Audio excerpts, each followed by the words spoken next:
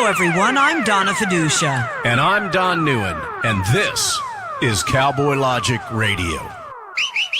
Cowboys didn't dance, didn't wear designer shirts. When their hearts were filled with memories, their bodies filled with hurt. They would sit around the campfire and exchange a piercing glares.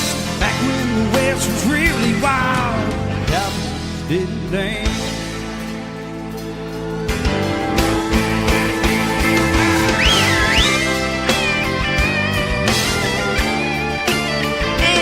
Welcome to Cowboy Logic Radio, everyone. I'm Donna Fiducia. And I'm Don Neuen, ladies and gentlemen. I wanted to make sure that Donna was able to get her entire intro in this week. Why, you ask? Why? Because today is Donna Fiducia's birthday, ladies and gentlemen. Happy birthday, Donna.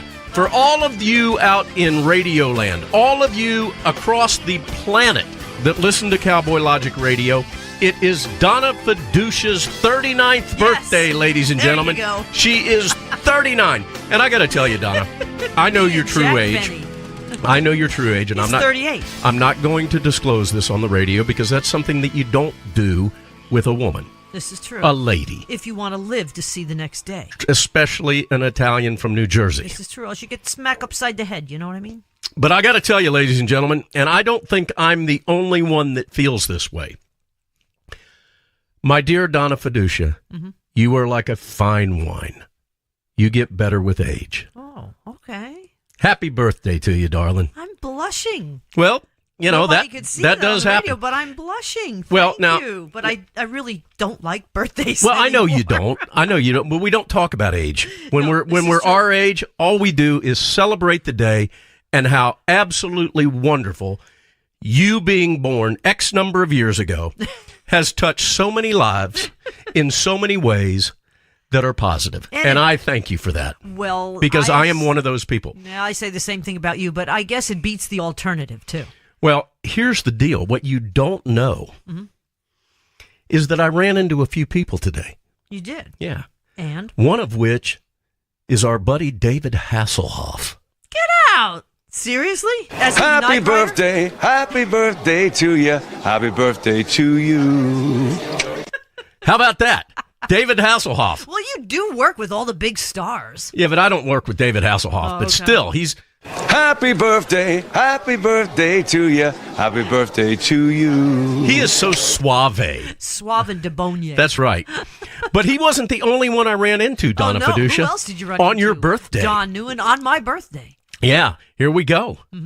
Ladies and gentlemen, the President of the United States, Donald John Trump.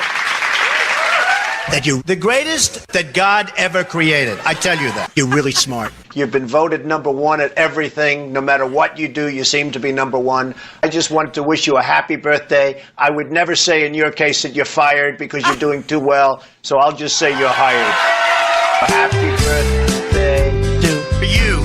Where did you get Happy this from? birthday To you. A happy birthday. Happy birthday. A happy birthday To you. A happy birthday To you. Not too edited. Happy birthday To you. A happy birthday. Happy birthday. A happy birthday To you. I'm telling you. Thank you very much. It's tremendous. How about that? President Trump I can tell. singing and wishing Donna Fiducia a happy birthday. Did he come by Star Coaches today? No, he just called me. Oh, okay. And that's why I had to edit it so quickly. I could tell. Yeah.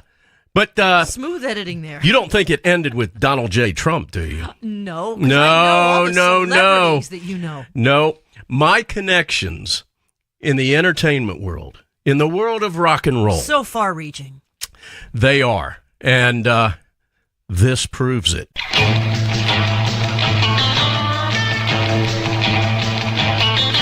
Happy birthday to you. Happy birthday to you. Happy birthday, dear Donna Jacob. Happy birthday to you. Happy birthday to you. Happy birthday to you. Happy birthday, dear Donna Jacob.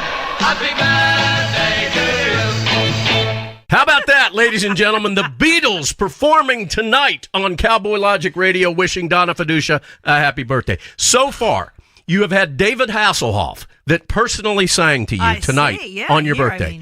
You had President Donald J. Trump sing to you on your birthday. Unedited. And then we were somehow able to get the Beatles back together for an encore performance singing you happy birthday. That is truly a miracle. It is a miracle, but this even stretches further than the Beatles. Than the Beatles? Yeah, than the Beatles.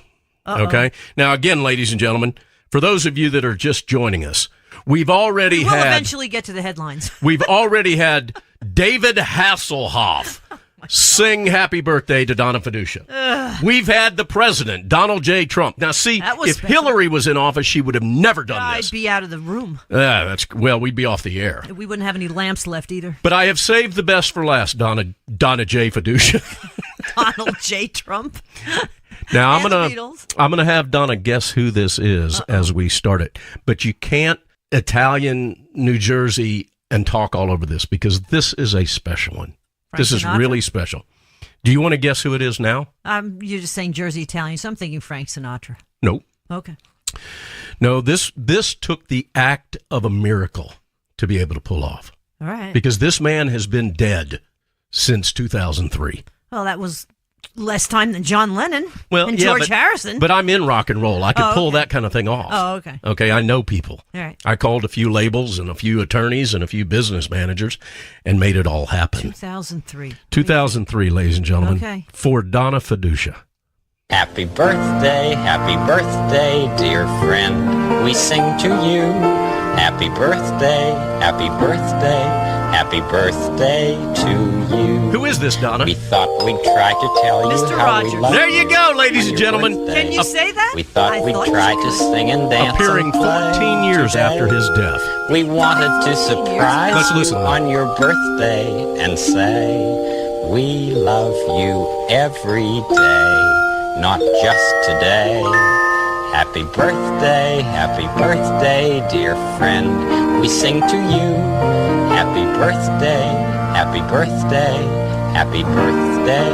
to you.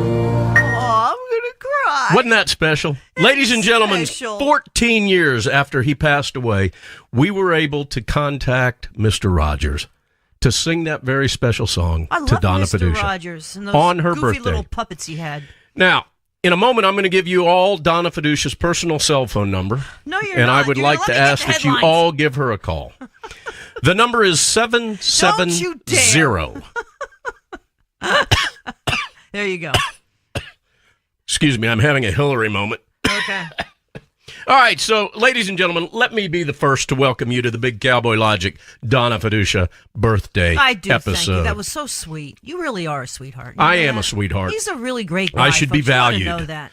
You are valued. People should talk about me when I'm not around. Everybody does. And it's very positive. Everybody loves you. Ladies and gentlemen, I also need, before Donna gets into the headlines, we have to talk about something that is quite an accomplishment, quite frankly, and that is that Talk America Radio, found at talkamericaradio.us, is back on the air after nearly 5.5 weeks of being dark due to a lightning strike of the Talk America Radio studios in Dallas, Texas.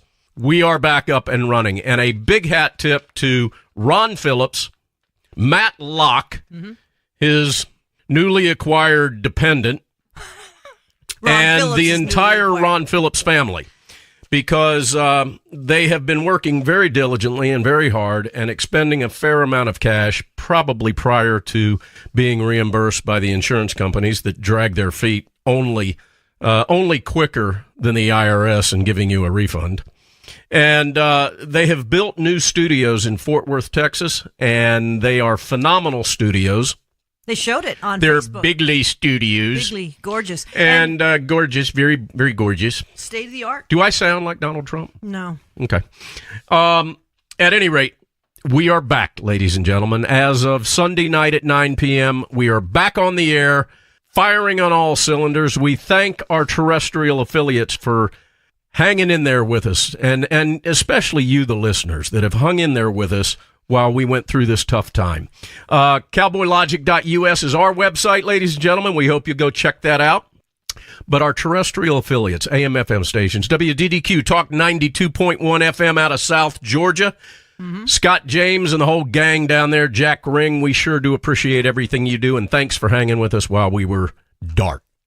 Absolutely. Also, we've got JHC, WJHC Talk 107.5 FM out of North Florida. That falls under the umbrella of Scott James, the media magnate, the man in the South Georgia and North Florida area that owns anything worth value. This is true. And then we've got our dear friend Steve Graddick and Big Dave. I have been working a lot with Super Dave at LBB over the past 5.5 weeks, and I got to tell you, ladies and gentlemen, there's only one reason that you heard Cowboy Logic on WLBB 1330 AM and 106.3 FM serving West Georgia and East Alabama, and that's because of Super Dave at WLBB. Hat tip to you, sir. You are a phenomenal radio guy. Again, mention 106.3 is WLBB's new FM frequency, and it is a monster. You can get it all over the place, all the way out toward Douglasville. So everybody, if you want a nice clear signal of WLBB and all the great programming that they do have, again, 1330 AM, and now also on 106.3 FM out you of know, Carrollton, Donna, Georgia. The other day, I was driving around in Bismarck, North Dakota. I don't think And the so. proper way to spell that, ladies and gentlemen, is BISMARCK. Up by Jill Gaynor Yeah. and AJ Gaynor. And I heard 106.3 I FM coming out of don't think WLBB so. in West I Georgia. don't It think was so. pummeling It was on the your other cell phone networks. app then. Pummeling, squashing it like a bug. I'm surprised you heard anything up there under probably 2 feet of snow already.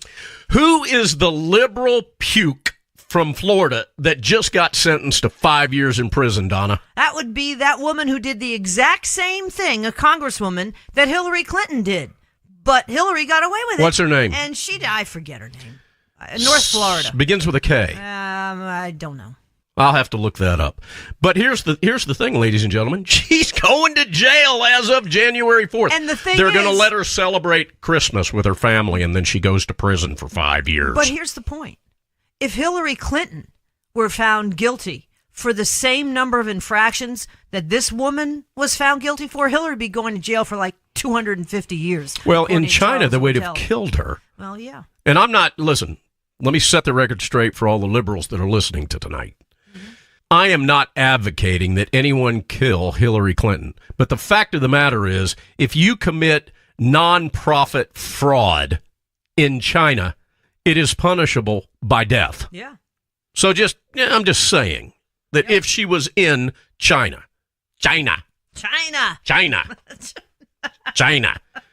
Hey, one other thing that we need to talk about before we get into the headlines, and ladies and gentlemen, what I'm trying to do is eliminate the headlines. I noticed. That's my and job. I have all this paperwork in front of me that I want to get to. Donna has so much But I to work talk all about, and on her afternoon on big birthday, I'm not going to let her talk about it.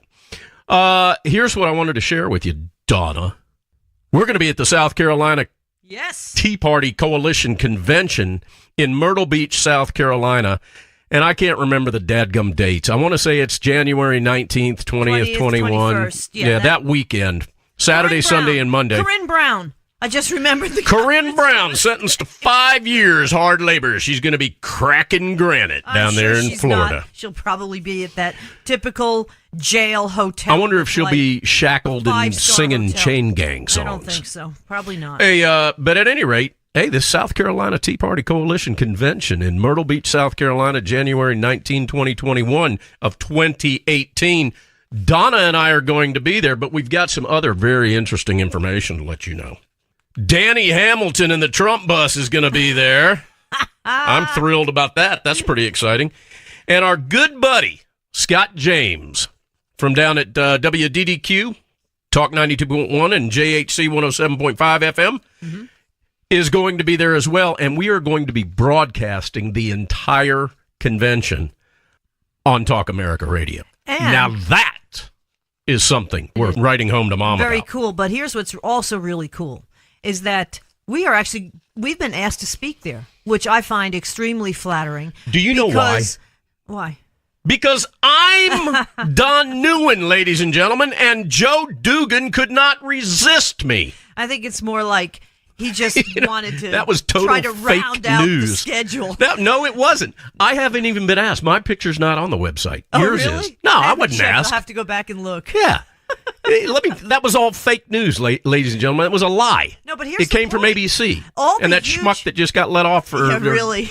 sent to the timeout corner for 4 weeks. Yeah, for 4 weeks, big deal. Hey, listen, seriously, the people that are going to be, this is almost like a mini CPAC.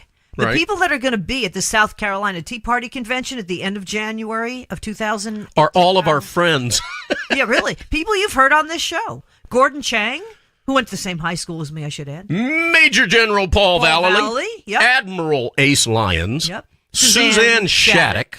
Yep. Who else is going to be there? Oh. Dr. Peter Vincent Pry. Yep, who is the go-to guy on Trevor EMPs. Loudon. Trevor Loudon, great author, good friend of ours. And Don NEUEN, ladies and gentlemen, will be making a special appearance. Which doesn't belong in why? Let me think about that a That was second, an Donna. old I Miss Happy bit. birthday to you. Happy birthday to you. Hey, that was David Hasselhoff singing directly to Donna Fiducia on her birthday. Ladies and gentlemen, Donna is 39 years old again today, and we are Can very we excited get to my about headlines? that. Ladies, in a minute. Oh, come Ladies on, and we have gentlemen, 6 I want minutes you left. to notice that we have 6 minutes left in this segment, You're and killing me. outside of, what's her name, Corinne Brown? Yes, Corinne We've Brown. talked about nothing of substance. The Supreme Court 7-2 decision ruling in favor of Donald Trump. for Big. the executive order on immigration. Bigly. That's very bigly. Former FBI official It's says really halting big. immigration is not who we are, and Americans just better Hey, adjust what was the to terrorism. Because Denise Simon and I talked about that in the sit rep Paul on Monday Manafort's night. in deep doo-doo. What was the vote? 6-2? 7-2. 7-2. Yeah, but you know who were the two. Hey, Ruth Buzzy Ruth Ginsburg. Buzzy Ginsburg. Don't forget and, the blueberries, and Sonia Norman. Sotomayor. We've got a friend in the studio tonight, ladies and gentlemen. Dr. Tina Patillo is here. Hey, her father, who just passed away. World And she War is II looking at veteran. me with disgust as I Yes, was she making is. fun of You know what? Ruth Seriously, Buzzy Ginsburg. Tina's dad, we shared the same birthday. Tina's dad would have been 96, right, Teen? Loved him like my second dad. Just passed away Memorial Day. Seriously, World War II veteran, died on Memorial Day. How ironic was that? 95 years old. Yep. What He a was hero. stationed in the Philippines. He What used to a come here- hero. We'd come here when Tina would have dinner with us. He'd sit here and start singing in Italian because he was actually born in Italy.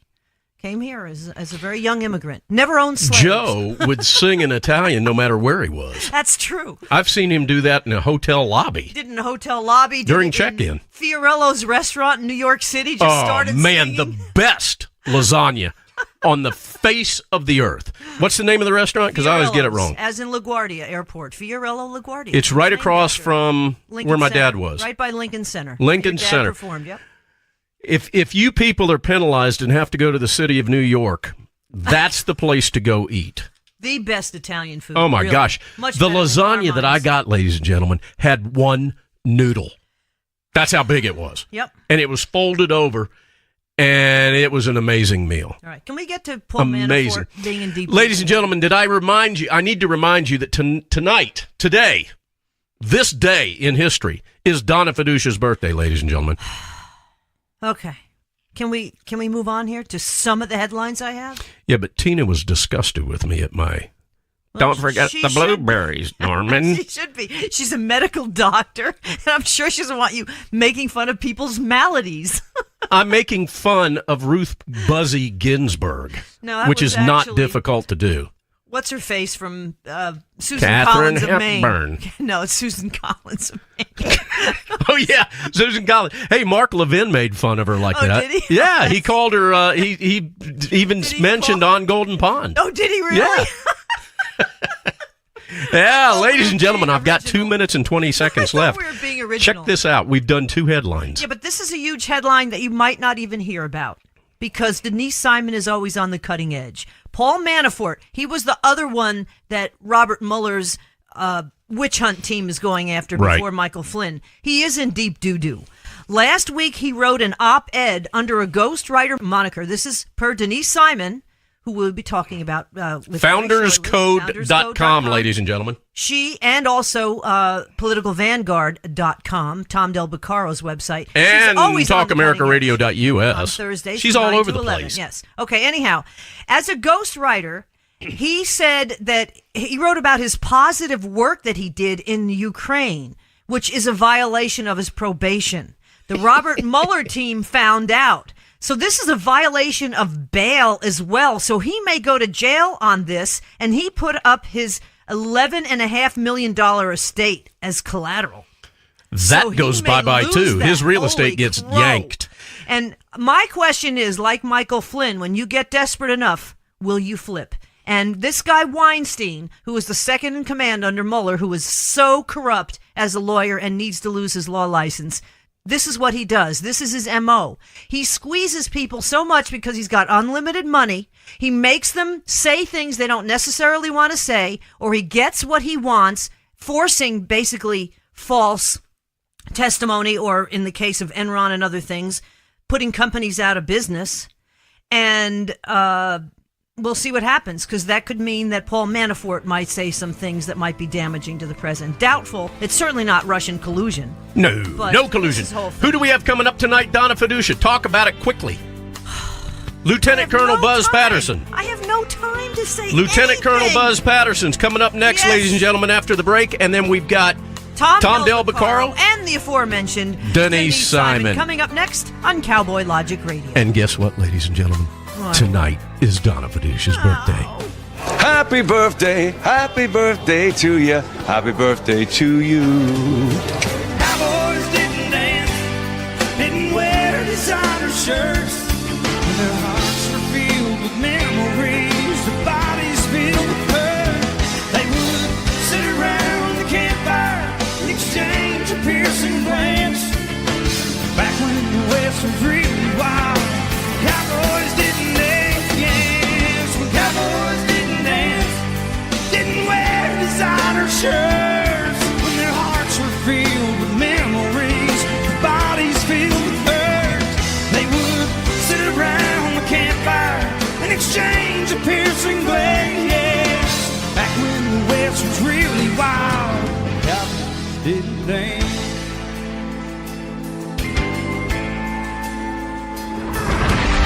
Check us out on the web at cowboylogic.us. Hi, this is Ron Phillips, Air Force veteran and owner of Talk America Radio and TalkAmericaRadio.us. Ladies and gentlemen, I feel compelled to tell you that Don Neuen, co-host of Cowboy Logic Radio, is my favorite talk radio host on planet Earth. What the heck? Read it. Read it, Ron. Read it now. Not Rush Limbaugh, not Sean Hannity. Oh my God. Read it. Not Mark Levin, not Laura Ingraham, but Don Neuen. Catch Don Neuen, the world's greatest, most talented, most well-articulated. Read it. Read it. Most Word for word, Ron. Educated and mind-stimulating talk show host on the entire surface of the earth. Every Tuesday night at 9 p.m. Eastern, right here on Talk America Radio. Perfect. Thanks, Ron. All right.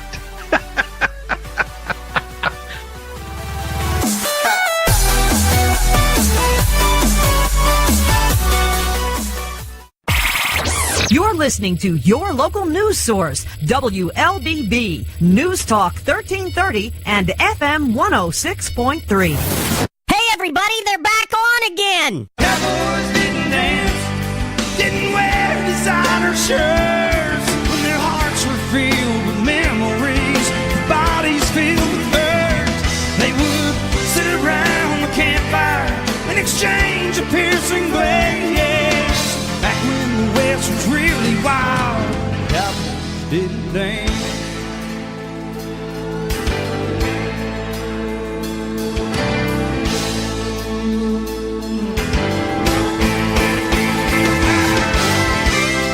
Welcome back to Cowboy Logic Radio. I'm Donna Fiducia, along with Don Neuen. And Don Neuen is actually going to behave. Maybe? I don't know. So I do that whenever we have military brass in the house. Yes, because you have to behave. You have to show some class. Because this guy that we're going to bring on right now, Donna, I is the always bomb. show class. I exude class. It's just that I'm going to behave Because we've got military officers in the House. And that would be one Lieutenant Colonel Buzz Patterson. He's a retired Air Force pilot, graduated Virginia Tech with a master's in business administration, 20 years in the Air Force, and was the senior military advisor to President Bill Clinton. At the time, he was responsible for the nuclear football, which, 3 times Clinton lost the football, Buzz? Well, he lost the codes a couple times, and there's a lot to talk about there, but he lost the codes twice in my tenure there. Can you imagine? Anyhow, Buzz is now yes, I actually can. And conservative commentator and commercial airline pilot you were for a while there, too. And your books are just great. New York Times bestsellers, Dereliction of Duty, the eyewitness account of how Bill Clinton compromised America's national security, only to be overdone by Barack Obama, but that's coming up. Reckless Disregard, how liberal Democrats undermined our military and endanger our soldiers and jeopardize our national security. War Crimes, the left's campaign to destroy the military and lose the war on terror. And Conduct Unbecoming, that would be one Barack Obama. Buzz Patterson, welcome back to Cowboy Logic Radio.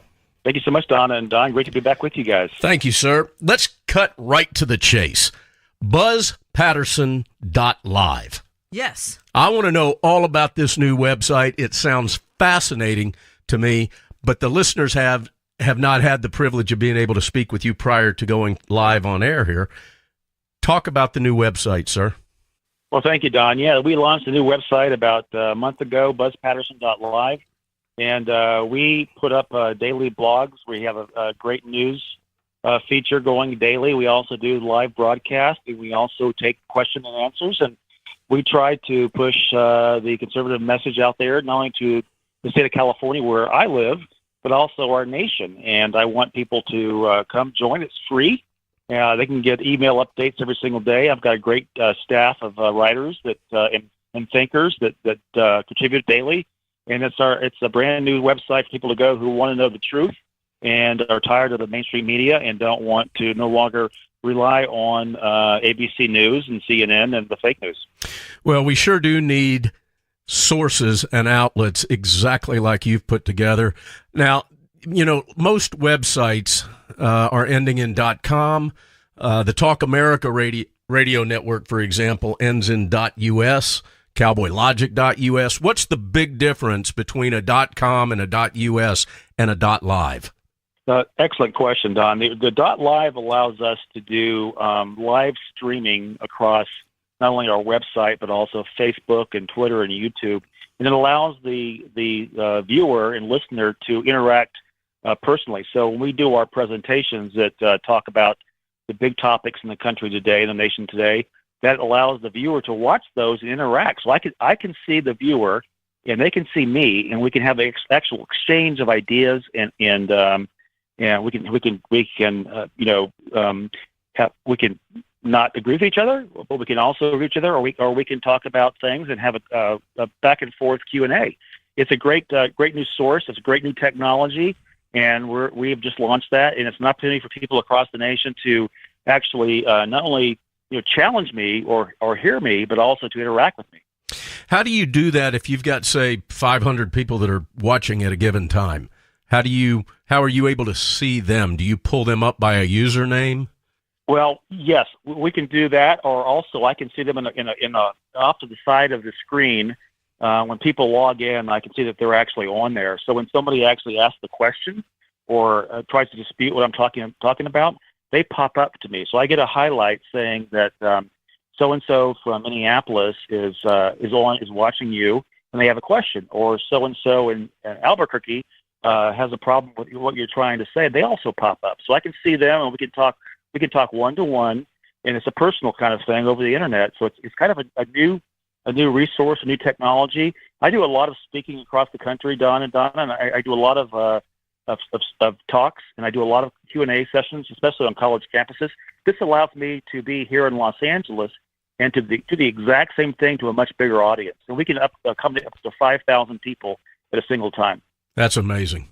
That's amazing. Technology. And recently you were doing a speaking engagement, if I'm not mistaken, in which Hillary Clinton was there, I think, the day before. Yes. As you know, Don, Hillary's new book is called What Happened? I bet she My looked new forward to speaking seeing tour is you. What Really Happened. There you go. So Yeah. So I'm following her around the country talking, and I'm trying to, my speakers bureau is trying to coordinate where when she goes to a big city or a campus, I try to follow up shortly thereafter, a day or two behind her, and talk about what really happened. And about 2 weeks ago, I was in the University of Michigan. She gave a speech at the University of Michigan on her book, What Happened, and I was there the exact same week, the next day, talking about what really happened, and we outsold her as far as tickets go. I think it's bleep happens. Well, I got to tell you, I'm one of many, many, many people, Buzz, that follows you closely on Facebook. And I kind of watched that whole thing happen in real time. Hilarious. And I could not have been more elated, to be quite frank. Well, the bottom line. No, go ahead. The bottom line, guys, is that when she wrote a book called What Happened, and actually she happened. Yeah. And, having worked for her back in the 90s and having lived with her and her husband for 2 years in the White House, I know them intimately. And it's amazing to me that she's still out there writing books and making millions, touting herself and her ideology and her husband, when in fact the reason why she lost was her own self. I'm going to give you 3 words: vile, abusive, and corrupt. Which of those, I would assume that all 3 of those words are applicable to Hillary Clinton and her personality and her behavior.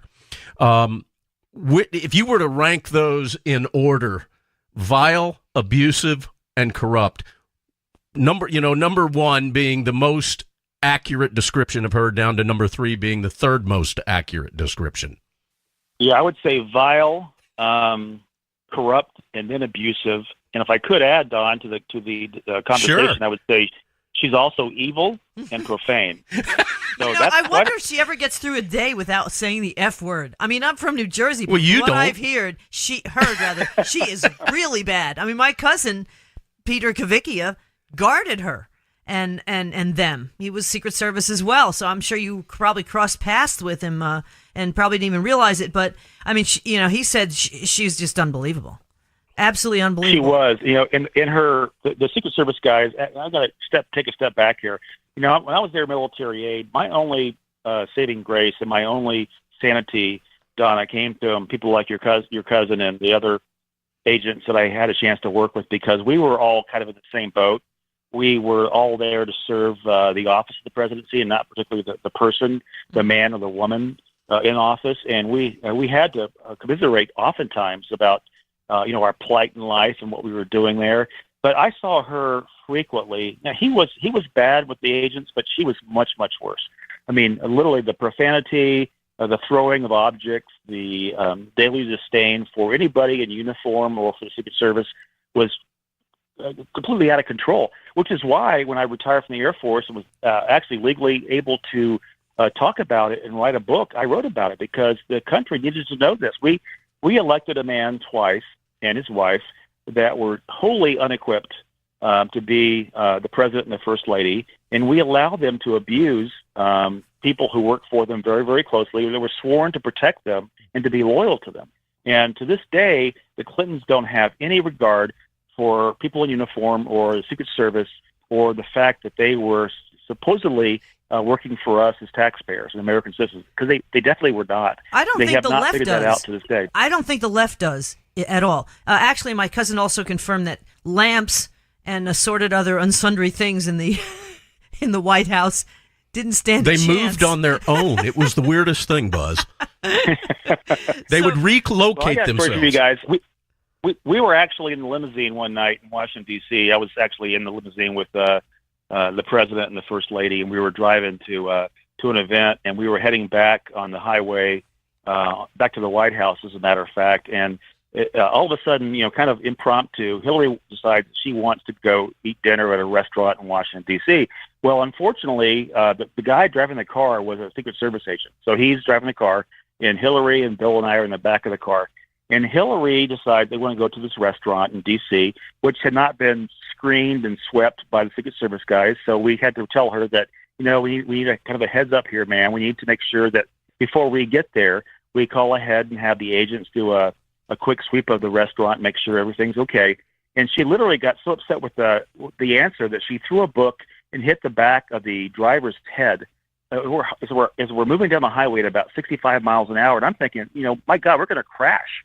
and he thankfully he popped back up again and kept driving. And I thought, how dangerous and how ill-tempered is she that she could do that while we're on the way back to the White House after an official event as the president and the first lady, and she could have cared less.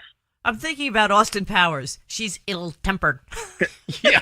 Put my pinky up to my lip. I'm just glad he used the word vile first, because that's the one that came to my mind. When I'm trying to think of these words, vile is the one. Man, I thought I had some things to say about the media the last 30 years. That certainly tops it big time. However, speaking of topping things, conduct unbecoming, Buzz Patterson, can you say that the Obamas were even worse? Yes, Donna, thank you for that. My fourth book, I've written 4. I've had 2 bestsellers. My fourth book was entitled Conduct Unbecoming, and I actually compare my time in the Clinton White House and kind of the legacy of the Clintons with the 8 years of Barack Obama. And I do conclude that I think the 8 years of Obama was worse than the Clintons. So if you look at where we are in terms of our military capability, in terms of our national security, in terms of, apologizing to our enemies abroad and kneeling in front of the Saudi Arabian prince and the Japanese prime minister, I think that Obama just didn't he never did understand, to this day I don't believe he does, he never did understand what it means to be the fact that we are America, United States. We have the best military in the world. We are the keeper of the flame for the entire world. We go around the globe saving people and promoting democracy, and Obama never felt any of that. And in fact, as we speak tonight, he is actually on the road overseas telling our allies and our enemies that currently we have no leadership in Washington, D.C. in the Trump administration. So to me, as a military commander, when you go abroad and spread that kind of misinformation, you are just you're pumping up our enemies. You're depleting the morale of our military. And why would a former commander-in-chief go abroad and talk down our current government? And that's what Barack Obama is doing. So, yes, I do believe ultimately he was the worst commander-in-chief compared to Bill Clinton. I firmly believe he hates this country. He loathes the country that he led, and he did everything he can to bring it down a peg. I firmly believe that, and I firmly believe that he does that in the guise of being a Muslim. Because you don't have the President of the United States saying the greatest thing I've ever heard is the Muslim call to prayer. I'm sorry. And you know what? Walking around in some cities right now, in the last 10 years, you feel like you're in a foreign country. Well, that's so true, especially living in California, and I visit San Francisco occasionally. Especially in San Francisco and Los Angeles. Sometimes it feels like I'm overseas in Karachi or Islamabad. It's not what we were raised on as kids. It's not what we were taught in school. It's the country has been hijacked by liberals and the leftists, and I think that Barack Obama was a perfect person to continue that anti-American bent, and he was successful. I'll give him that. A community organizer who never held a real job in his entire life was our president, commander-in-chief for 8 years. Yeah. And the military suffered, the national security suffered, and here we are now. I think Donald Trump inherited this, and here we are now picking up the pieces. What really scares me is the fact that Barack Obama had so much inside information of the highest level that can compromise the United States. And I'm sure he still does. And he did, and I'm sure he still does. Well, I have to disappear. I have to disagree, or not. What am I trying to say here, ladies and gentlemen? The Muslim call to prayer. I have to disagree with former President Barack Obama. That, to me, and I think that the two of you all will agree, many of our listeners will, is not the most beautiful sound that I could ever hear. I liken that sound to, Buzz, you know the sound when you're in a dentist chair and they're drilling away on one of your teeth? It resonates in your cranial cavity. That's the sound that the Muslim prayer call to prayer reminds me of. Unless it's followed up by one of North Korea's ballistic missiles, which is where I want to get to. Let's go there. But before we go there, Donna, BuzzPatterson.live. Ladies and gentlemen, jot it down. We're going to mention it a couple of more times, and we'll probably mention it 3 or 4 times in case we have any liberals listening. And it's BuzzPatterson.live. That's the website I need for you guys to go to once the show's over, of course. 2 Z's and 2 T's. All right, let's go to North Korea there, sir. Tell us your thoughts on last week's launching which was very troubling to me given the fact that Donald Trump just returned from Asia. Kim Jong-un turns around and launches an intercontinental ballistic missile 2,800 miles up into space. The thing has got a hang time of like 50 minutes. And to put that into perspective for the listeners, the space station is only about 250 miles above the surface of the Earth. Correct me if I'm wrong, sir, but that's like over 10 times further. That's definitely the truth, Don. Let me, for your listeners, just to give them a brief background. I carried the nuclear football for President Bill Clinton for 2 years and was the nuclear expert in terms of the presidency and the military and how we would respond or react to a nuclear launch and how we would initiate one. So I have studied capabilities for the last 20 years in terms of how nuclear weapons work and how missiles work. To me, Donna, it is the most troubling turn of events in my lifetime that we have a acknowledged enemy that has the capability now is pursuing it very, very aggressively with missile tests and with detonations, nuclear detonations in their country, and with a leader who we don't think is stable. During the Cold War with the Soviet Union, we Americans knew that we thought that the Soviets were rational actors. They were logical and rational actors. We don't think that about this guy. So little Kim's over there launching missiles over Japan and our other allies, and also detonating nuclear weapons devices. And he has the ability, based on that trajectory, as Don just said, if you flatten that out in terms of, if you're a missileer, you talk about that, that kind of mileage on a missile going straight up and straight down. If you flatten that out, you can hit any place in the United States very, very easily in a matter of about 25 to 30 minutes. So to me, as a nuclear football guy, that's very troubling. So here I am in Los Angeles. I'm thinking, well, if this guy were to launch one successfully, and I think he can do that, and were to hit Seattle or San Francisco or L.A. or Denver or Chicago, the outcome would be, in my estimation, about 1,000 times 9/11. It would crash our economy, it would kill hundreds of thousands of people, and it would probably devastate this nation. And we cannot allow this moron and this psychopath to continue to do this going forward. But he's doing it because that's North Korea. He's gotten a lot of help from Iran. And if North Korea has this capability, I can guarantee you that Iran is a very close second. Yep. So what does that mean for the Middle East and for Israel? Exactly. That what brings me back to Barack Obama giving Iran $150 billion, which puts, the guy that you worked with, Bill Clinton, is the reason why North Korea is a problem, because we appeased him for the last 30 years. Obama is doing and did the same thing with Iran, but now with $150 billion plus North Korea's technology helping them, this is on hyperdrive now. And these guys can easily have your basically mutually assured destruction. And like you say, with Russia, that wasn't a problem. But you got lunatics there with the Ayatollahs and Little Kim, that this is a huge problem. It's a huge problem, Don. And I think most Americans are kind of naive to that or desensitized to that. And I go around speaking across the nation and I talk about this because I think it's probably the first and foremost threat to our nation and our democracy. Most Americans understand that, that Bill Clinton in 1994 agreed with North Korea what was called the Agreed Framework to provide 2 reactors and a whole bunch of money to North Korea to stop their program. All that did was accelerate that program. And he didn't do anything after that to try to halt or intervene with the program. George W. Bush, it wasn't a big deal during his time because they weren't doing a lot. And as soon as Barack Obama got elected, if you look at the charts in terms of missile launches and detonations of nuclear material, since Obama got elected, it skyrocketed. It went like 100-fold in terms of the activity they were doing. Now, Trump inherited this from Obama. And Trump's had to face, several firings of test missiles and also detonations that are on the scale of about 100 times Hiroshima or Nagasaki. So we're not talking about just a dirty bomb or something insignificant. We're talking about now this guy has the ability to launch a no-kidding weapon and hit anywhere in the U.S. We're not sure how accurately it would happen, but we're pretty sure it would be pretty close to what he's shooting for.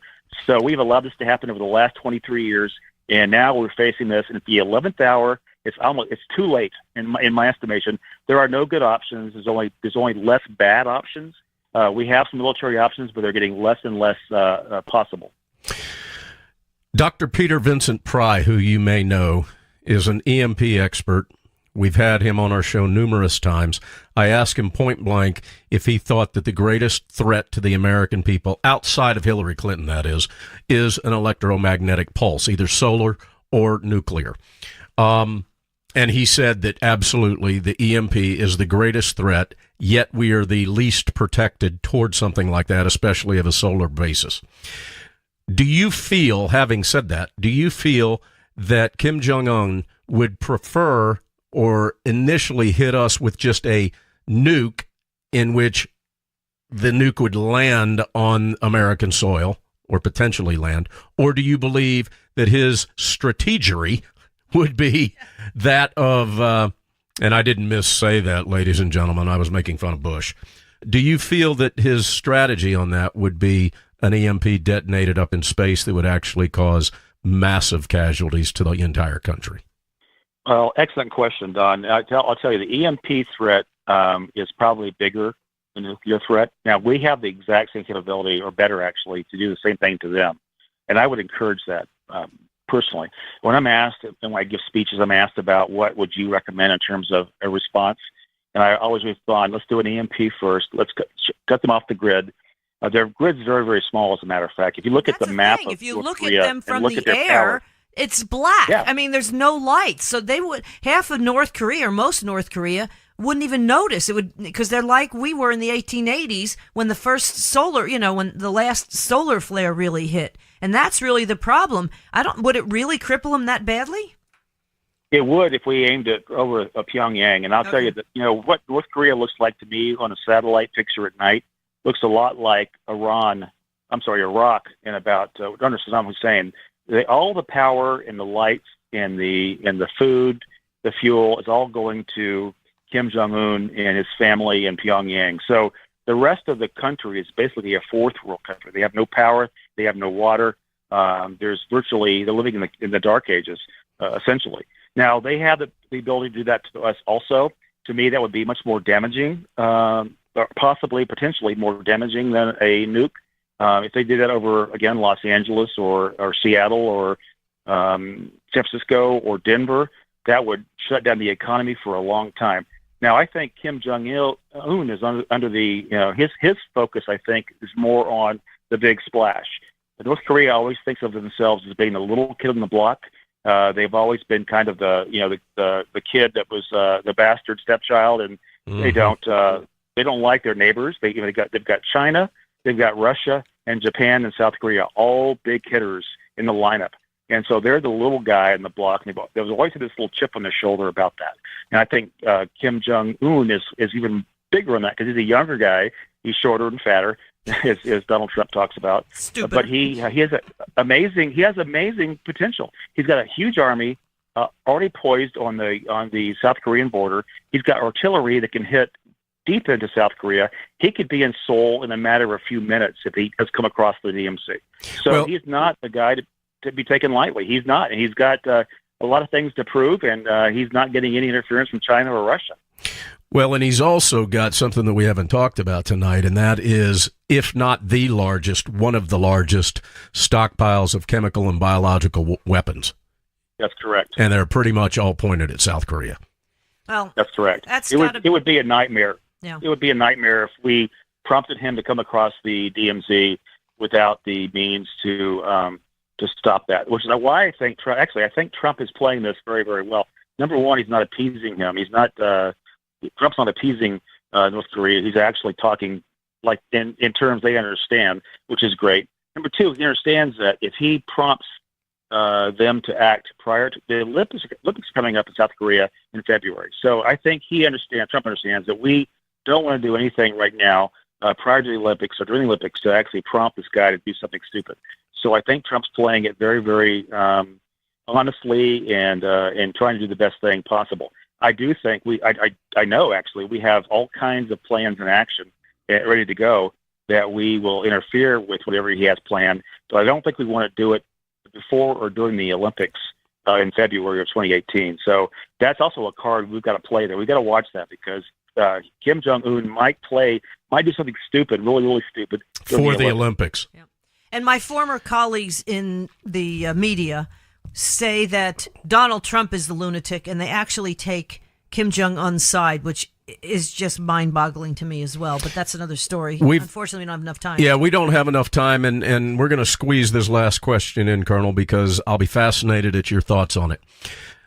About 3 weeks ago, Denise Simon and I were talking on one of our Drive Time Sit Rep shows about a magic bullet that was tested off of, I believe, Greenland, if I'm not mistaken, that the Navy and the Air Force were working together on, that it's not actually a bullet, it's a missile, but it travels very quickly, but it also has the ability to transmit either electronic data at the speed of light. Do you have any idea what I'm talking about? You know, I can't confirm that, Don, without getting in trouble. I will tell you that you guys are close with that. I can't really go into that area, but I will tell you we've got a lot of things that we can play that most Americans are unaware of. We have a lot of things that we can do, and we're already doing them that will, I think, affect this situation, this relationship with them, that I can't really go into. I will tell you that I'm not worried at night. Okay, well, let me just ask. That's good. Give me a yes or no. Like, could we really protect ourselves if North Korea lobs one in? We have the technology, yes or no? We do. Okay, that's good to know. All right, I got to tell the listeners, I got to pat myself on the shoulder here. I love it, absolutely love it, when I bring something up to somebody like Colonel Buzz Patterson, and he goes, "You're right on, but I can't talk about that." If I tell you, I'll have to kill you. Well, exactly. All right, Buzz Patterson. It's 2 Z's, 2 T's. BuzzPatterson.live. Again, it's live video conferencing that he's part of now. You get more information, videos that connect automatically to YouTube, Facebook, Twitter, all the social media sites. This is awesome, Buzz. Good luck with that. Please keep us in the loop, and everybody check out his books. I'm assuming that you got all your books listed on your website as well, and I believe we do have them on our Talk America we do. Radio.us library as well. Yes, because we have a library. That would be Conduct Unbecoming, talking about Barack Obama. Dereliction of Duty, talking about the Clintons. Reckless Disregard and War Crimes. You can pretty much figure out what all those are about, folks. BuzzPatterson.live. And Buzz Patterson, Lieutenant Colonel Buzz Patterson, thanks so much for joining us on Cowboy Logic Radio. Thank you, sir. Love you guys. Take care. All right, buddy. You too. And coming up, we'll be staying in California, actually, talking to Tom Del BECCARO, Forbes contributor, and his website, politicalvanguard.com, and Denise Simon, who contributes to that politicalvanguard.com. All coming up next on Cowboy Logic Radio. Cowboys didn't dance, didn't wear designer shirts. Their hearts were filled with memories, their bodies filled with hurt. They would sit around the campfire and exchange a piercing glance. Back when the West was really wild, cowboys didn't dance, yes. When cowboys didn't dance, didn't wear designer shirts. When their hearts were filled with memories, their bodies filled with hurt. They would sit around the campfire and exchange a piercing glance, yes. Back when the West was really wild, cowboys didn't dance.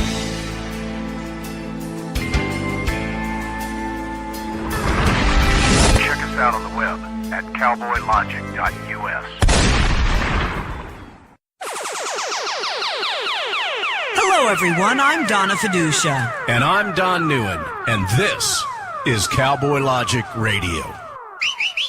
Cowboys didn't dance, didn't wear designer shirts. When their hearts were filled with memories, their bodies filled with hurt. They would sit around the campfire and exchange a piercing glare, yes. Back when the West was really wild, cowboys didn't dance.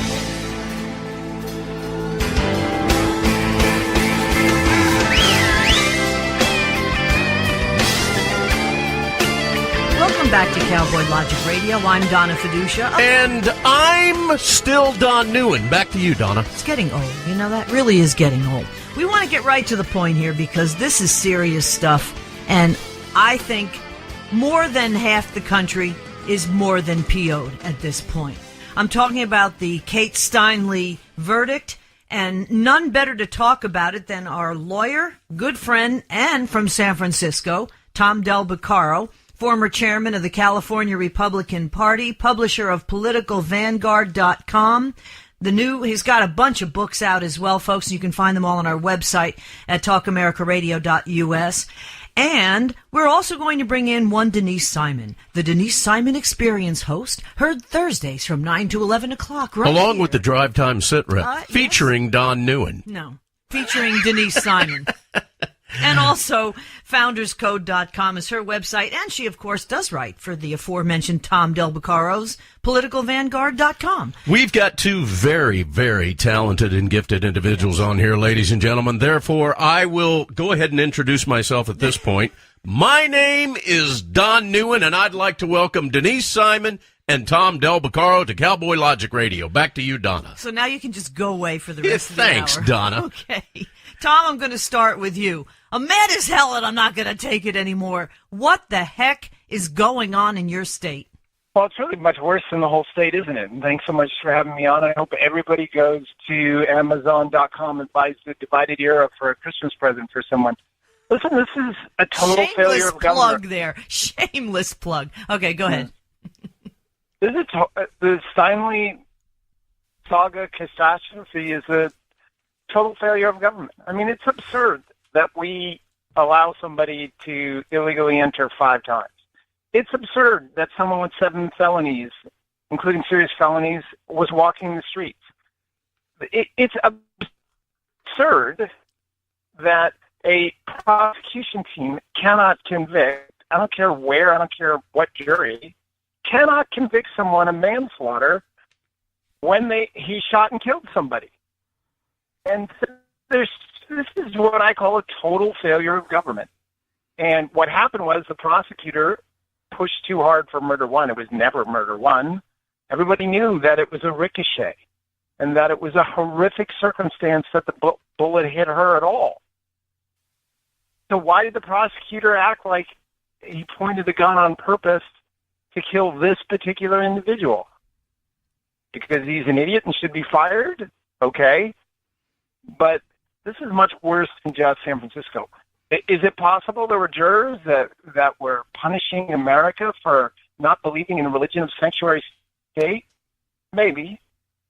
But even so, if you're the prosecutor, you should take into account what kind of jury you have and how you present the case. Total failure of government. Let me ask you this as a layman here. I really feel this is the result of unfettered illegal immigrant sanctuary city policies for decades now. And you just went over prosecutorial malpractice. I was going to ask you about that because with the ricochet, first degree isn't going to happen. But then you have the guy's got 7 previous felony convictions. He's been deported 5 times. I mean, something's got to give here. Is the Department of Justice going to step in? Well, it's hard for me to see what actual claim the Department of Justice has on this guy. He's going to do some time, not very much, because time served for having a gun illegally at this point. Boy, too bad we don't have gun control. It would have stopped him from illegally getting a gun. The staggering thing was this disgusting public defense on too many guns in America. Really? No, actually, it was your guy who did something. What can the Justice Department do? Well, he did break the law of re-entering, so maybe he'll spend some time for that. But this is a total breakdown. And if you go to the other end of the scale, you have the out-of-control, unethical special prosecutor bankrupting a human being and forcing him to admit to something. That's our legal system highlights for the week. You can kill someone and not get held liable for it, and out-of-control government prosecutors, on the other hand, can bankrupt a human being and force them into an admission. You know, he said he was shooting at SEALs. I think then he probably would have been found guilty. Well, I think it's important also that we point out that Tom's referring to the individual being bankrupt, I'm assuming is General Flynn, right, Tom? Correct. He's selling his home, and he's lost just about everything, and he caved. But Donna, that's hysterical and very sad. Yep. If they could have charged him with felony shooting of SEALs, he'd do more time. That is just a horrific comment and probably right on. Yeah. Okay, so now we've got a 4-star general in Flynn who is probably going to do jail time. I mean, this is just ridiculous. Denise, weigh in on this. What's your take? Well, let me kind of go back to the Kate Steinle matter. First of all, the gun was stolen. It belonged to a Bureau of Land Management agent. It was in his car, and it was stolen out of the car. So we didn't have a 7-time felon that got his hands on a gun in some a purchase, because that didn't happen. That's the first thing. The second thing is the Department of Justice did issue an arrest warrant for this cat. The marshals are to pick him up and take him to the Western District of Texas, where he will be tried in violation of federal charges, which includes breaking federal law and probation violation. Will he do some time? Yeah, he probably will. In a federal prison someplace. Now, when it comes to Flynn, people are already getting it wrong, because people are already saying he pled guilty because he made phone calls that were legal phone calls to the Russians. That's just false. He pled guilty because he lied about what he said in those phone calls.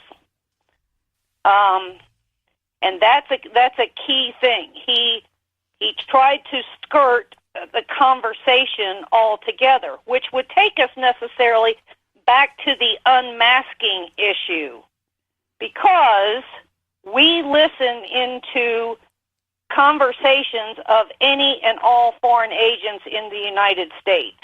And those phone calls were picked up as a normal process by whatever agency, NSA, it doesn't matter. Okay, so we knew what was in those phone calls, and he lied about 2 things. One is asking the Russians to stand down on the vote at the UN on the Israeli settlements, and the other one was do not respond, asking the Russians to not respond to the sanctions that Obama was placing on the Russians at the end of December, because once this administration got into the White House, they would take care of those sanctions. So there has to be a real distinction here, because words and facts matter. Yeah, but it was all after the election. Donna. Go ahead. Donna. I love Denise Simon. I love her attention to detail. She's 100% right. Now let's talk about what's really freaking going on. Because what you have was the Obama administration. Watch this come full circle. You have the Obama administration unmasking people, which is arguably illegal after Trump wins, to undermine the Trump presidency. Mm-hmm. Okay? Now, the only potential crime in any of this would be, quote, a violation of the Logan Act. The Logan Act says only government can conduct foreign policy, not private individuals. So the Flynn, the only possible thing he could have done illegally is potentially doing that. What is, of course, interesting about this is that Obama is abroad, meeting with foreign officials, conducting Logan Act violations. Now, never in our history, and I think the Logan Act came in the 1780 something, has never, ever been used to prosecute someone. So let's go full circle. Obama illegally administration and unmask people and makes it easy to read these phone calls. That's how we knew Flynn did this. They got nothing on Flynn but potentially the Logan Act, and it's Obama right now who's out there violating the Logan Act. Which he's done in the past. I'd like to make one correction to that. Uh-oh. A transition team. A transition. Now, the Trump administration, when these phone calls were made, that also include KT McFarland at the time, they are officials. They are on government payroll. A transition team are government employees immediately. So there is no violation of the Logan Act, period. Again, the violation was he lied to the FBI about the content of the phone call, what was actually said. Denise, I'm not disagreeing with you, but the left's desire to find something, the only thing remotely, keep in mind, when in special prosecutor history, prosecuting someone for lying to the FBI is the last thing you do. That's the weakest thing you have. That tells you that there was nothing really there underlying, because that's the best you could do. So Robert Mueller is completely out of control. He's a cancer on the American system. And do I think someone else did something wrong? It's possible. But this is what his Captain Ahab is after. All right, let me ask you this. Hold on a second, Donna. Denise, given the fact that you just mentioned to be in that once a transition team is put together, those people are considered government employees. What is the status of a former president? What is the status of Barack Obama right now? Is he a government employee or is he a private citizen? A private citizen. Okay. So with regard to the Logan Act, right now, are you saying that the only person that could be actually violating the Logan Act would be Barack Obama? We don't know what his conversations are that he is having with foreign officials now, so we can't say. Is he having a conversation, about climate change? Is he having a conversation about, some kind of private investment into some new business enterprise? We don't know. But that is in fact a possibility. But I will also tell you that his trip abroad, whoever he is that he's meeting with, has to be approved by the U.S. State Department. Okay, but so what? That doesn't mean, hey, I'm going to go there and talk about, the price of tea in China, and then he goes there and says other things. Correct. I mean, I'm not disputing that at all. No immediate president within the first year, immediate past president in the first year has ever done a trip like this. The only potential is something like a Jimmy Carter who was actually asked to do something. Correct. So, look, this whole thing remains a disgusting charade. It is. The listeners need to remember, President Trump, candidate Trump, could have called up Vladimir Putin and said, do me a favor, go on TV and tell the world Hillary sucks. And that would not have been illegal. Correct. There is nothing wrong with doing that. There is nothing wrong with transition teams talking to foreign governments saying, hey, my name is. And every transition team in history has talked to foreign leaders, and every one of them has said something to Ken. And I'm sorry I'm so exercised today, but it's just unbelievable to me. Every transition team has said, give us a chance, just hold on. That's what they do. And some presidents have said, just let me get reelected and I'll have more leeway. But that's another story. All right. There was also no Secretary of State at the time Flynn supposedly talked to President Trump about the Russians and doing this thing with the, with Israel. So if there's no Secretary of State, that essentially, what the left is doing by blowing everything out of proportion, in my opinion, is trying to castrate Donald Trump so he's afraid to do anything. The problem is he's not afraid to do anything. And this goes all the way back. That was their goal the day they lost. Yep. Was to, notwithstanding Chris Wallace saying, we have a tradition of supporting the elected president. It was Hillary that immediately came up with and her campaign that immediately came up with the Russian scenario to undermine the Trump presidency. They've been trying to do it ever since, and they're trying to do it last night when the Democrats voted in unison against tax reform, which Kimberly Strassel correctly poses the question that could be the biggest political blunder in decades for a party. Well, that's good because the Republicans can't help but blunder their way through the last, control of the Senate and the House. So at least something is getting done right, in my opinion. The tax thing notwithstanding could have been a lot better, but that's something for another interview. I want to get back to Kate Steinle. Everybody says as California goes. Well, wait, hold on, Donna. Before we get back to Kate, let's the four of us come up with what we're going to call whatever was voted on last night. Tax debacle. Okay? Sorry. What are we going to call this? It's not tax reform, is it? Do both of you agree this is? It is.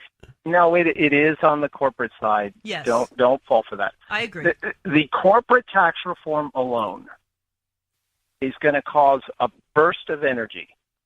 This transition, if they pass this from a worldwide tax system, which America does, means, American business does business in Germany, gets taxed by the Germans, and then to bring the money home, it gets full tax treatment here. The change away from that to regional, which means you don't get double taxed, that alone is going to buoy the economy. The drop to 20%, the accelerated up to $5 million, which will affect virtually, 90% of small businesses in America. This is going to cause a burst of economic activity. If you look back at our four major tax reforms in our history, starting with the 20s and going through Bush, in 1923 we had an economic growth rate of 11.4%. Because there were a bunch of businesses holding back. The tax reform came through. They shifted their money and acted. That's going to happen here as well. You're going to have a good next year. You're going to see growth rates in any one quarter above 4%. This is going to be good. The personal is not. My prediction, and I'm going to make it here, I made it on TV last night, is this burst of economic activity is going to result in not only good political fortunes, but much higher tax revenues than were predicted, and you're going to get a second round of tax reform, this time on the individual side, because the individual bill is just shuffling the cards. It is not reform. There you go, ladies and gentlemen. You heard it from Tom Del Beccaro's lips. Denise, let me ask you a very quick question.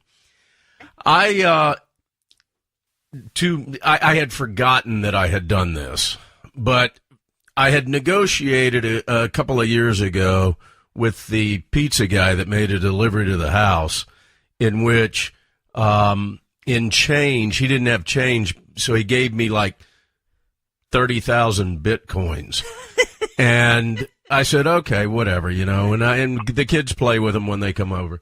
The grandkids and now all it's this worth other $11,000. So what do you think what was the effect of the tax reform on my I just found these Bitcoins the other day. What do you think? Well, it doesn't change the legal definition. I'm kidding, ladies and gentlemen. I don't have any Bitcoins. I wish we did. Tim over that was there all in fake news. Pyongyang because he uses them. Yeah, I know. I bet. All right, so now you want to get back to Kate Steinle, Donna. Well, no, the one other thing I did want to say, since Tom Del Beccaro is a Forbes contributor as well, Tom, in the past you did write recently that this was when the whole, it's like making sausage, this whole tax reform thing, and it's not real pretty when you watch the sausage being made. But you had said so many times, just do what Reagan did and we'll be fine. And like you say, that's sort of, just to simplify it, that sort of is what happened on the corporate side, but not the personal side, correct? Yeah, kind of. I mean, the corporate side's a huge difference. It's a big difference. I mean, FedEx isn't kidding. They needed 100 planes, and they'll accelerate that process. You'll get a burst of energy, and it'll wave through the system. The individuals, as it stands right now, it's pathetic. It wasn't bold. They were afraid to say that they were helping the rich. But I think as things get buoyed, here's how potentially large this could be, in my view. You could find that because the economy starts doing well and the Democrats have no signature issue left, that it becomes cool again to be Republican. And you could get votes you could get a Steinle vote on Kate's law. You could get something that fixes Obamacare, starting to fix it. If the economy really does respond well, and I think there's a decent chance it's going to do that. They had 3.3% growth without tax reform last quarter. The initial numbers for this quarter are very good. The Black Friday, or what do you call the Monday thing? Cyber Monday was by far the best. So I'm very bullish once they do this. 2018 is going to be a very good economic year. Well, I sure hope so. Tom, let me ask you this. You are considered by many to be the rich, the top 1%. I mean, you're a lawyer, you've got a Porsche, you've got a manicured backyard. Let me ask you this. Yard gnomes, flowers, how does this affect someone of your economic stature? First of all, folks, don't ever listen to Don Newman on any subject at any time. I've seen pictures of your backyard. Whether it's Bitcoin or Tom Del Beccaro's manicured backyard. He really has an Italian backyard, ladies and gentlemen. You are very Italian when it comes to your foliage. Yes, thank you very much. Actually, for me, it's revenue neutral. I don't get a tax cut. Basically, the way that this is winding up is that if you're making under $250,000 a year as a couple and under $200,000 as an individual, approximately, you're going to get a tax reduction. If you're between $250,000 and $450,000, you're not going to get much of anything, and if you're above $450,000, you're going to get some. But again, I think once the economy improves and revenues come in stronger than they anticipated, this is 1981-86 redux all over again. The Reagan Revolution was a two-part step, and I think you'll see that with this as well. Denise, do you think that this tax reform situation is the real reason behind the NFL protests? I mean, think about it. All those guys playing ball, they're gonna be hit hard on this, because they're the 1%ers. What do you think? Where did that come from? I'm sorry. I'm working off of Tom Del Beccaro's eloquent answer. Donna, you're married to him. You're asking us, where does this come from? There's never a dull moment. All right. Well, listen, we got about a minute and a half. Then we're going to go to the next segment. We got to go to a break and then come back. Tom, are you going to be able to hang with us? I know you got a lot going on. You're a busy guy. Are you going to be able to hang? Can you hang for one more segment? I cannot. But you know what? I filibustered enough, and I think you should go to the brilliant Denise Simon, who writes for politicalvanguard.com. We should actually tell everybody that as far as in contrast to Tom Del Beccaro's garden, Denise Simon pulls things out of her house garden and her yard, throws them in a plastic bag, and then we can get them to grow just here for yeah. That's how she does things. I mean, Denise is quite the what's the word? Horticulturist? I don't know about all that. Well, hey, listen, before we go to break and before we say goodbye to Tom Del Beccaro, ladies and gentlemen, please go to politicalvanguard.com. politicalvanguard.com. You also Denise has a brilliant piece on the slush fund, which was just completely eye-opening at Political Vanguard. You got to go there. Yes. Well, and I'll attest to the fact that, Tom, you're telling the absolute truth as a lawyer, because you called me up to seriously boast about Denise Simon's most recent article. So absolutely. I agree.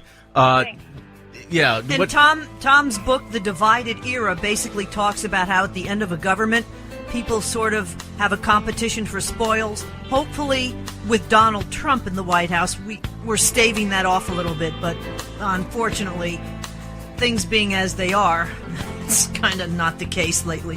But at least we got a tax reform bill, more or less, that's going to help things quite a bit in the near future. Tom Del Beccaro, okay, we're going to say goodbye to you, and we're going to come back after the break on Cowboy Logic Radio with the great Denise Simon. Stay tuned. Cowboys didn't dance, didn't wear designer shirts. When their hearts were filled with memories, their bodies filled with hurt. They would sit around the campfire. Hi, thank you for listening. My name is Ron Phillips, and I'm the owner and operations manager of Talk America Radio. It is with great pride that I offer you these two 24/7 streams of some of the finest talk radio programming in the country, but I need your support. Talk America Radio is a listener-supported network. That means we need your help to continue to offer the quality programming you're hearing right now. Please visit talkamericaradio.us and click the Support Us button. You can contribute monthly or send us a one-time amount. We'll put it to good use continuing to share the American voice. Thank you. This is Denise Simon, host of the Denise Simon Experience. When I'm not debating with Donna Fiducia about politics, I listen to Cowboy Logic Radio. Why, you ask? Because outside of my blog, founderscode.com, and my own radio show, the Denise Simon Experience, Cowboy Logic is by far the most entertaining and informative radio show on planet Earth. Plus, Don makes me feel guilty if I don't listen to his radio show every week.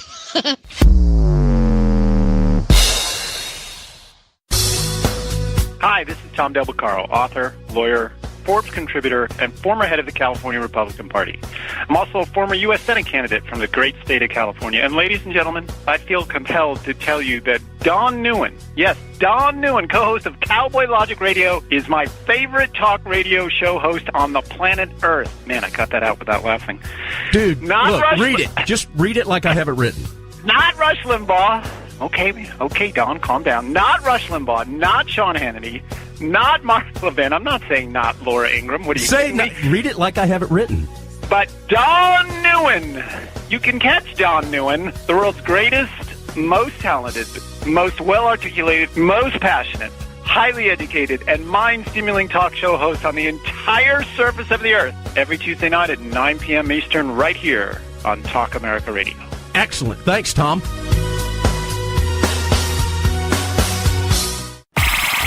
You're listening to your local news source, WLBB, News Talk 1330 and FM 106.3. Hey, everybody, they're back on again. Cowboys didn't dance, didn't wear designer shirts. When their hearts were filled with memories, their bodies filled with hurt. They would sit around the campfire and exchange a piercing glare. Back when the West was really wild, Cowboys didn't dance. Welcome back to Cowboy Logic Radio. I'm Donna Fiducia. Good evening, ladies and gentlemen. Me llamo Donaldo NEUEN. And I wanted to speak Spanish and become Mr. International for all of our Hispanic listeners that we've got. Welcome to the big show, ladies and gentlemen. This is the fourth quarter, if I may use a football analogy. This is the final inning. Bases are loaded, 2 outs, and who do we bring up to the bat? The cleanup hitter. That's right. That would be one Denise Simon. My partner in crime on the Drive Time Situation Report, our dear friend and sister from another mister, and our intelligence analyst. She makes us appear to be a whole lot more intelligent than we actually are, Donna. She is on the cutting edge of everything. And, of course, you can hear her show, The Denise Simon Experience, Thursdays on our network, talkamericaradio.us. Now, 9 o'clock. Denise Eastern. and I, as you know, Donna, because it's, I think, your favorite radio show, one of your favorite radio shows, the Drive Time Situation Report. Yeah. When I'm cleaning the barn and shoveling poop, it's a nice good listen. Yeah, it's a good equalizer for you. Now, I often praise the work that Denise Simon does. And many times after I'm doing that, especially on the sit rep, she'll go, "Oh, stop doing that. You're way over the top. You're too much on that." Well, ladies and gentlemen, I think that what is a great description and that can put this whole thing into perspective is that for many people, Donna Fiducia and myself included, Denise Simon is the most important person on the planet. Oh, God almighty, stop already. Really? All right. Now, Denise, you He's have having a bromance. You have publicly acknowledged that I am your favorite conservative talk radio host on planet Earth. You've done that, correct? No doubt about it. Oh, Okay. come on. He wrote it and you read it. He All right. made you read Yeah, it. thank you for saying Yeah, that. there you go. But Denise, that's an accurate statement, wouldn't you say? Yes. Okay. Wouldn't Yeah. you say yes? Checks in the mail. Wouldn't you say yes? Checks in the mail. Yes. All right, let's. All right. can So we get to this now here? listen. So I think from this point forth, Donna and I are going to publicly acknowledge that you, Denise Simon, are the most important person on planet Earth Jeez. because of the work that you do. And ladies and gentlemen, please go to founderscode.com. Please go to politicalvanguard.com. Please go to talkamericaradio.us.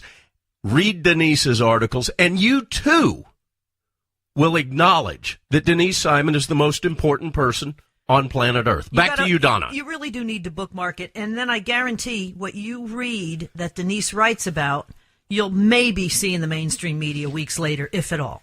So let's start After with we're your done with the latest. show, I'll call your husband, Denise, and I'll let him know that everybody that we know thinks you're the most important person on the planet Earth. Let's go with your latest, politicalvanguard.com, with the Tom Del BECCARO website, since we just had Tom on. And what he mentioned is your latest on this, slush fund / hush fund at taxpayers' expense to pay off sexual allegations against so many lawmakers. Go at it. Who's on that list now, Denise Simon? Okay, the law was put into place, I think, in 1992 or 1993. And the law was actually sponsored by a Republican congressman out of Connecticut. We actually had one back then. And it was a act that if any of the 30,000 employees that work under the legislative branch of government were mistreated in any form. It could be labor relations. It could be an OSHA violation. It could be, anything like that, they had an office, which the law created, the Office of Compliance, to go to and file their complaint. Now, that complaint actually came with a investigation at the time. So you had to go through a process in order for it to escalate, and if there was a monetary award because of some violation, then that monetary award would have been requested by the Department of Treasury. The Department of Treasury is responsible for the money. So when it comes to slush fund / hush fund, it isn't just about Congress. Now, in that time since, there have been various and sundry other issues that have gone through that, and that is being sexual harassment in various forms, too. Some of them could have been physical. Some of them could have been verbal. Some of them may have been a situation where you had a congressman or a congressperson that was coming to work every day drunk, or they were over-medicated, or whatever else. Now, is there a appropriations that puts money into this fund? The answer to that is no, because Congress doesn't have authority over this money. This money comes out of something called the Judgment Fund. The Judgment Fund is managed by the Department of Treasury. So when it comes to a slush fund, it is an unlimited amount of money. There's no money sitting there. None. Zero. They just pay out as is required or requested. And I would say we need to remember the $1.3 billion that we gave to Iran. That came out of this judgment fund. So the fact that we want to blame the Speaker of the House because they weren't forthcoming, we can't. They had no knowledge nor jurisdiction over this money. It was always under Treasury. Now, exactly. So we're all concerned about, we have various people in Congress that have done these sexual harassment things, but it goes way beyond that. We have Nobody's talked about all the violations out of the State Department, which I would argue is the worst of all of them. We haven't talked about the Secret Service. Do you remember the prostitutes and all of those violations of the morality clause in Cartagena under Barack Obama's trip? So we have to understand that this operation goes way beyond Congress. Now, we all love to hear that, or we all have attached our wagon to Trey Gowdy. Trey Gowdy has used that fund to the tune of $150,000. And he paid off at least 2 and possibly 3, I can't get the exact number on that, of people to essentially go away. There was at least 2 staff people that were assigned to the Benghazi committee. And they didn't want to investigate Hillary. And they did various and sundry, let's say, opposition actions. And rather than go through an entire process, they were just essentially paid to go away. The Benghazi committee you're talking about with Trey Gowdy? Yes. Well, so was it sexual harassment, or was it just because they didn't want to do they the job? They didn't want to investigate Hillary Clinton. One person was actually, I think, either National Guard or in some part of the military reserves, and he says that he was fired by the Benghazi Commission because he was in the military, in the reserves, and had to leave for a week or whatever it was in order to go do his reserve duty. So rather than go through that process and yell and scream and have, some kind of major distraction there, they just sort of compensated him and said, okay, fine, here's some money, go away. Yeah, okay, but let's talk about sexual harassment. Okay. To me, this is everything that's happened from the left has boomeranged back on them. Be careful what you wish for. Stop touching me, Donna. The thing is... Listen, while we're trying to do this radio interview, Donna is groping my butt. I am not. Buttocks. I'm 10 feet away from him in a whole other side of the room. Anyhow... back to you, Donna. The majority... And how far does it go? Because are you guilty until proven innocent? I mean, I got to be honest with you, all right? I worked with Bill O'Reilly. The first time around, supposedly the senior producer who I knew... she said he did this, he paid her off, that's one thing. But the second time around with Liz Wheel, not to be confused with Liz Wheeler, okay? This is Lise Wheel that O'Reilly brought over from the West Coast. I believe she was from the Seattle area. And it was pretty obvious the two of them had something going on. And I guess when that went sour, she was the one that complained about him, and that sort of got him out at the last minute. On one hand, it's guilty until proven innocent, which isn't right. But on the other hand, you've got someone like, if it can be indisputable, they should go. So what do you do? And I'm sick of the taxpayers funding these people for this horrible behavior. Well, see, now we're hearing that we're going to put these people for the Ethics Committee. Al Franken's case was opened on Thursday by the Ethics Committee. They want to put John Conyers through the Ethics. Well, here's the deal. The Ethics Committee is where complaints go to die, never to be seen again. Exactly. Okay, so I would argue it's a false flag, and I really hate that term, but when it comes to a review, the review has already been done. The review is done by the Office of Compliance, which is a board, by the way. It's just not one person and a staffer. The Office of Compliance has a board, I think, of 6 people and associated staffers. They review all of this. They review the applications. They review the complaints. Then it goes over to Treasury, and they essentially do the same thing. So the investigation has already happened. Now, I would argue whoever is head of Treasury, respectively, since 1992, should be the ones that would necessarily have blown the whistle, and they didn't. In fact, not since 2014 have any reports actually been presented back to the respective heads of each branch of Congress, meaning the Speaker of the House or the Majority Leader, okay? So they don't even publish those anymore. this goes back to the no transparency. And, you know, we spent $9 trillion or $8 trillion in 8 years. Before that, we had spent that over 220 some odd years. And now, I mean, it's pretty obvious that we're just a money pit for these people, and I'm sick of it. You know, I'm just sick of it. What do we do? Well, we need to ask for the list of those people in Congress that have paid out monies to, you know, some victim and why. And if it comes down to bad behavior or a violation of a morality clause or their ethics, you know, stipulations, then they have to pay for it out of pocket.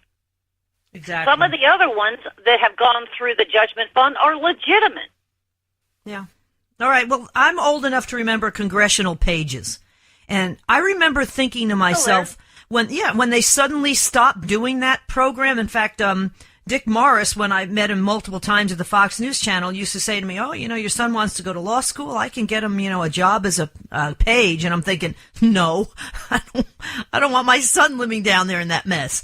But, I mean, I remember thinking at the time, is there a reason why suddenly they don't have these congressional page programs anymore? Because they're just called interns. Oh, okay. But the point is, a lot of people were saying they're kind of pulling back on it a little bit because all the pages were bent over in Congress. Oh, stop. And then, you know, so that was the case possibly.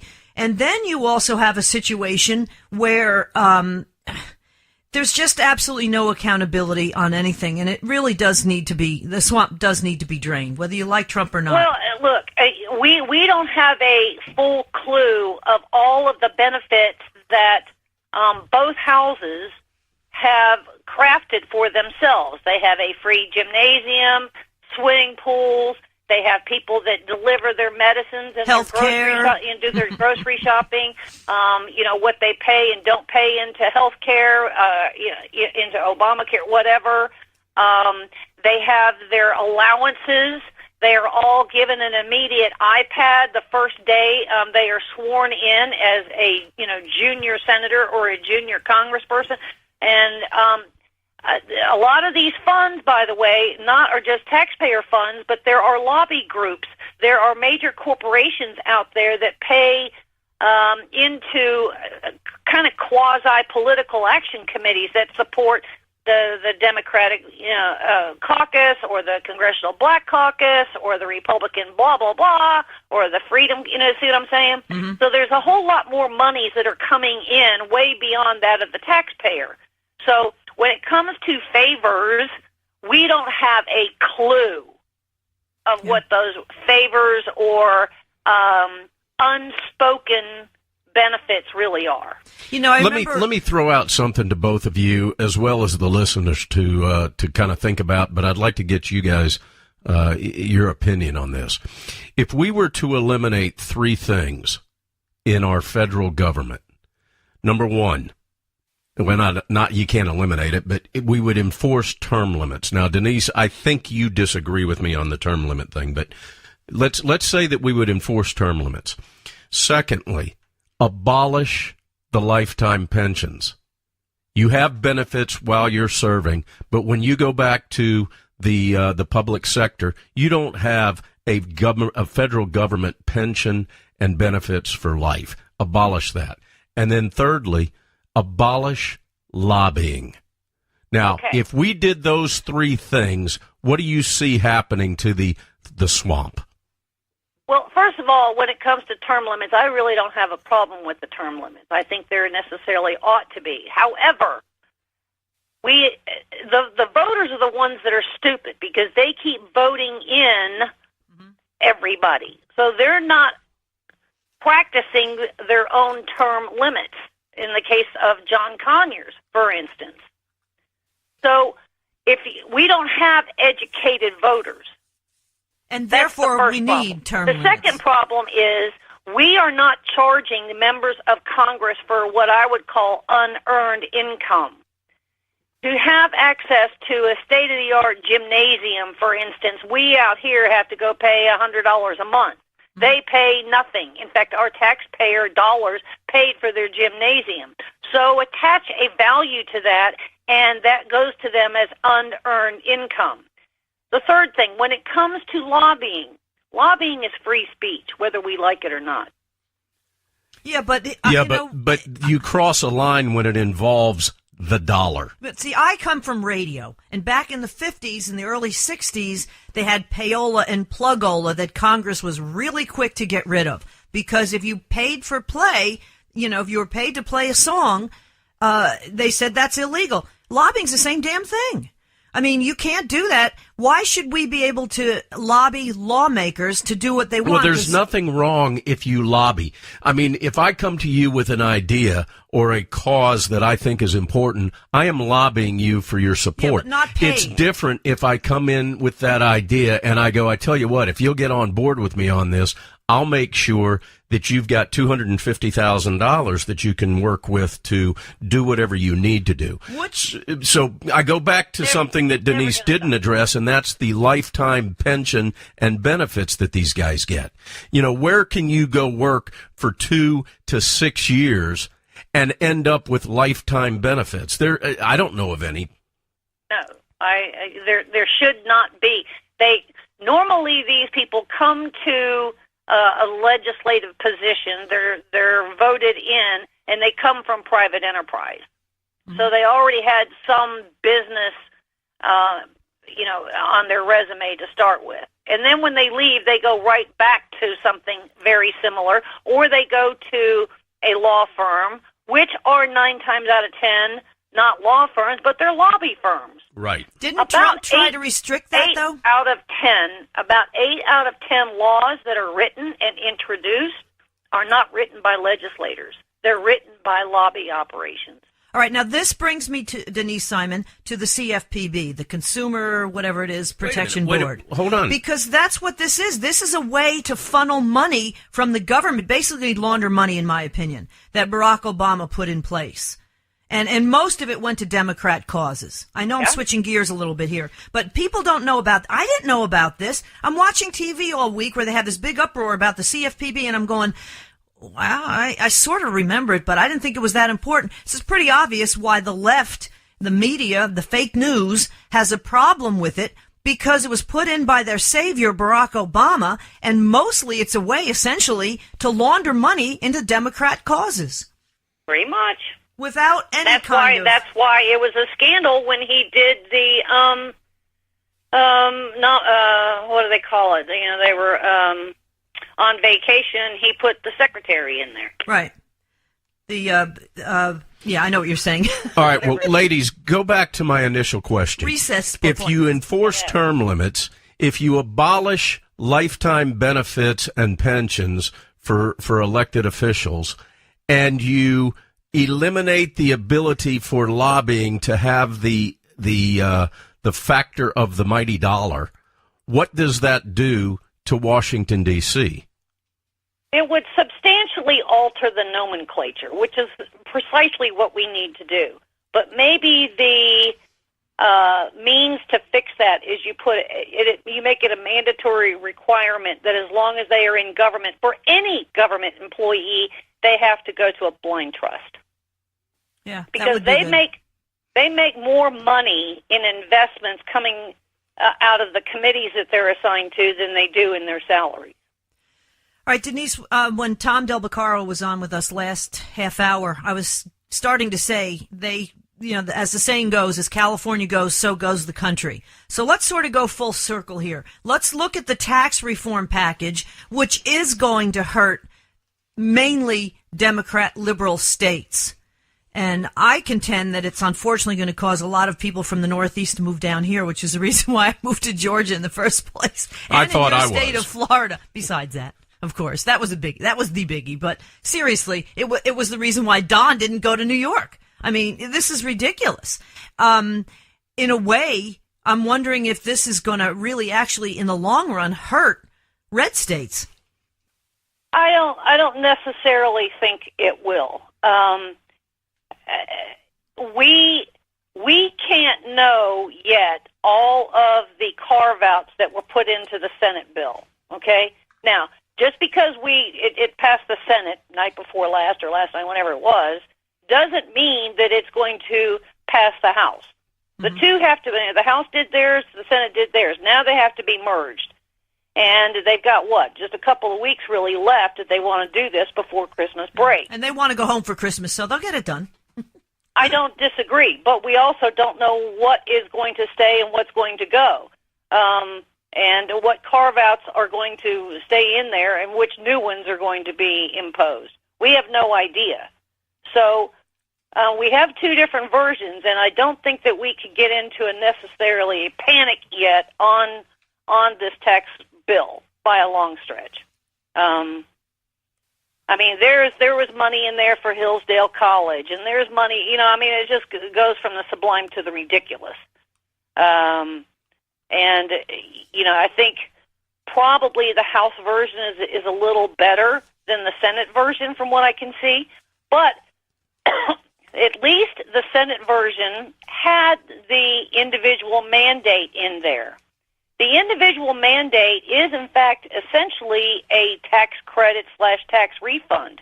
Because now, if that stays, then people who are forced into buying insurance don't have to do that anymore. That is a significant amount of money. Well, like you say, we have to wait and see what's going on with that. And we, unfortunately, are already out of time because it just goes way too fast. Denise Simon, we thank you. It does. It really does. Folks, find her.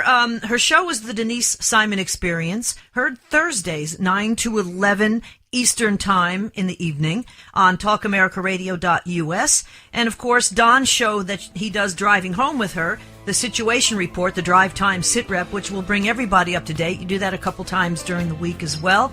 And PoliticalVanguard.com, which is Tom Del Beccaro's website. You write for that. And your own website. Again, folks, this is cutting-edge stuff. Founders, with an S, founderscode.com. Denise Simon, thank you so much for joining us here. Thanks for having me. As usual, on Cowboy Logic Radio. And Denise Simon, the most important person on planet Earth. Ladies and gentlemen, we will see you next week. We thank you and we love you. Good night. Cowboys didn't dance, didn't wear designer shirts. Their hearts were filled with memories. Their bodies filled with hurt. They would sit around the campfire and exchange a piercing glance. Back when the West was really wild, cowboys didn't dance. When cowboys didn't dance, didn't wear designer shirts. When their hearts were filled with memories, their bodies filled with hurt. They would sit around the campfire and exchange a piercing glance. Back when the West was really wild, cowboys didn't dance.